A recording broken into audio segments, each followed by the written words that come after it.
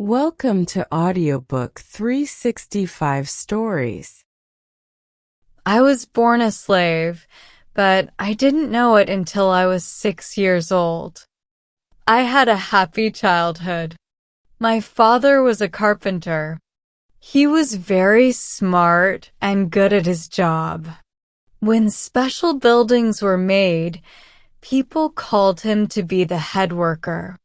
He had to pay his mistress $200 every year, and he could keep the rest of his money. He was allowed to work and manage his own life. His biggest wish was to buy his children's freedom, but even though he offered his hard-earned money many times, he couldn't succeed. My parents had light brown skin. People called them mulattoes.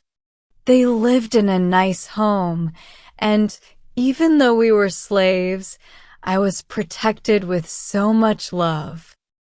I didn't know that I was something that could be sold. I had one brother, William, who was 2 years younger than me. He was a bright and loving child. I also had my grandmother, who was very special in many ways. My grandmother was the daughter of a farmer in South Carolina. When he died, he gave my grandmother's mother and her 3 children freedom, along with some money to go to St. Augustine, where they had family. This was during the Revolutionary War, and they were caught on their way. They were taken back and sold to different people. This is the story my grandmother told me, but I don't remember all the details. She was a little girl when she was captured and sold to the owner of a big hotel. She often told me how hard her childhood was. But as she grew up, she became very smart and loyal. Her master and mistress knew she was important and valuable. She worked in many jobs in the house, like cooking, taking care of babies, and sewing clothes. She was praised for her cooking, and her crackers were so famous in the area that many people wanted them.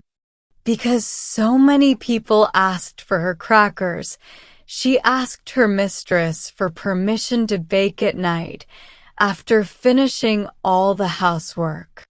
Her mistress allowed it, but she had to use the money to buy clothes for herself and her children. So, after working all day for her mistress, she baked crackers at night, helped by her 2 oldest children. The business made money, and each year she saved a little. She hoped to buy her children's freedom with that money. But her master died, and his property was given to his children. The widow, who was the master's wife, kept the hotel open. My grandmother stayed as a slave, but her children were given to different members of the family. Since she had 5 children, the youngest, Benjamin, was sold so that each family member could get an equal share of money. Benjamin and I were almost the same age, so he felt more like my brother than my uncle. He was a bright, handsome boy, almost white in skin color because of my grandmother's European ancestors. Even though he was only 10 years old, someone paid $720 for him. His sale was a terrible pain for my grandmother, but she kept hoping. She worked hard, believing she could buy her children one day. She had saved $300, but one day her mistress asked to borrow the money, promising to pay her back soon. Slaves were not allowed to have legal rights, so no promise to a slave was considered valid. When my grandmother lent her money, She had to trust the honor of her mistress. But can a slaveholder be trusted by a slave? I owed many good things in my life to my grandmother. My brother Willie and I often got some of the crackers, cakes, and jams she made to sell. And after we grew up, she helped us in even bigger ways. My early childhood was very lucky. When I was 6 years old, my mother died. For the first time, I heard people talking and learned that I was a slave. My mother's mistress was the daughter of my grandmother's mistress. My mother and her mistress were like sisters because they were both fed by my grandmother when they were babies. In fact, my mother stopped drinking her mother's milk when she was 3 months old, so her mistress could get enough milk. They grew up together as children, and when they became women, my mother was a very faithful servant to her whiter foster sister. On her deathbed, her mistress promised that my mother's children would never suffer. And while she was alive, she kept her promise. They all spoke kindly about my mother after she died. Even though she was a slave, she was noble and had a good heart. I cried for her, and I worried about who would take care of me and my little brother now. They told me that I would live with my mother's mistress, and I found it to be a happy home. I didn't have to do hard or unpleasant jobs. My mistress was very kind to me. I was always happy to do what she asked, and I was proud to work for her as much as I could at my young age. I would sit with her for hours, sewing carefully, with a heart as happy and free as any white child born free. When she thought I was tired, she would send me outside to run and play. I would jump around and gather berries or flowers to put in her room. Those were very happy days, too happy to last. A slave child does not think about the future, but bad things always come to people who are born to be slaves. When I was almost 12 years old, my kind mistress got sick and died. I watched as her face became pale and her eyes dull. I prayed in my heart that she would live because I loved her. She was almost like a mother to me, but my prayers were not answered.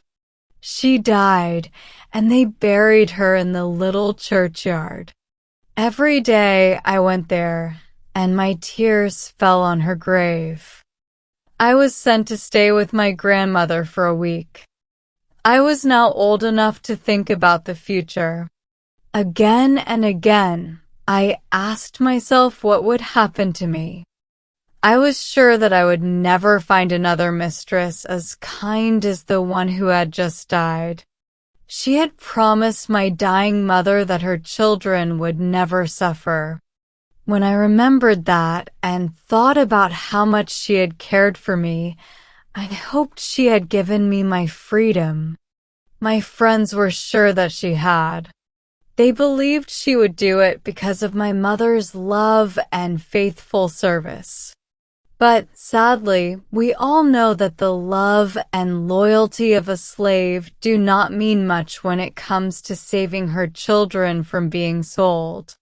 After a short time of waiting, the will of my mistress was read. We learned that she had given me to her sister's daughter, who was only 5 years old. So, our hopes disappeared.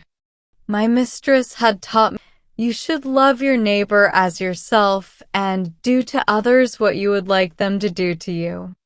But I was her slave, and I guess she did not see me as her neighbor. I wish I could erase this one big wrong from my memory. As a child, I loved my mistress.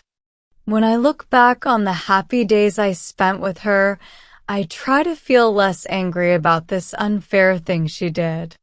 While I lived with her, she taught me how to read and spell. Slaves were rarely given this chance, so I am thankful for that. She did not have many slaves. When she died, all her slaves were given to her family members. 5 of those slaves were my grandmother's children, and they had drunk the same milk as her own children. Even though my grandmother worked faithfully for her owners for a long time, none of her children were saved from being sold at the auction. These living, breathing people were treated no better than the cotton they planted or the horses they took care of.